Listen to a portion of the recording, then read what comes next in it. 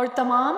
لعنت کرنے والے بھی ان پر لعنت بھیجتے ہیں، البتہ جو اس روش سے باز آ جائے اور اپنے طرز عمل کی اصلاح کر لے اور جو کچھ چھپاتے تھے اسے بیان کرنے لگے،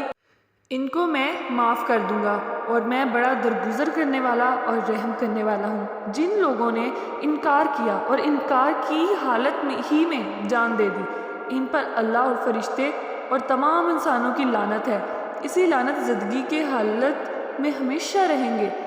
نہ ان کی سزا میں تخفیف ہوگی اور نہ انہیں پھر کوئی دوسری مہلت دی جائے گی۔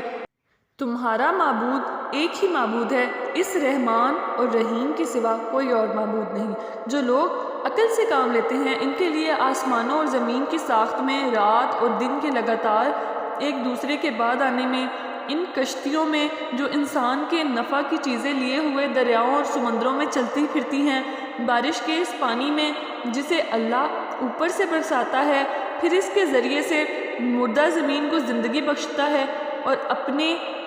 اسی انتظام کی بدولت زمین میں ہر قسم کی جاندار مخلوق کو پھیلاتا ہے۔ ہواؤں کی گردش میں اور ان بادلوں میں جو آسمان اور زمین کے درمیان تابع فرمان بنا کر رکھے گئے ہیں، بے شمار نشانیاں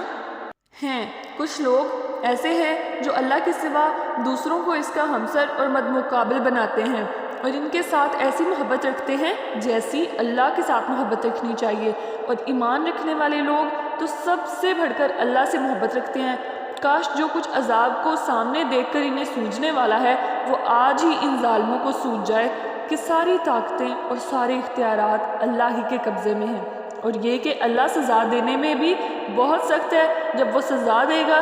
اس وقت کیفیت یہ ہوگی کہ وہی پیشوا اور رہنما جن کی دنیا میں پیروی کی گئی تھی اپنے پیروکاروں سے بے تعلقی ظاہر کریں گے، مگر سزا پا کر رہیں گے، اور ان کے سارے اسباب و وسائل کا سلسلہ کٹ جائے گا، اور وہ لوگ جو دنیا میں ان کی طرح پیروی کرتے تھے کہیں گے کہ کاش ہم کو پھر ایک موقع دیا جاتا، تو جس طرح آج یہ ہم سے بیزاری ظاہر کر رہے ہیں ہم ان سے بیزار ہو کر دکھاتے۔ یوں اللہ ان لوگوں کے وہ اعمال جو یہ دنیا میں کر رہے ہیں ان کے سامنے اس طرح لائے گا کہ یہ حسرتوں اور پشیمانیوں کے ساتھ ہاتھ ملتے رہ جائیں گے، مگر آگ سے نکلنے کا کوئی راہ نہ پائیں گے۔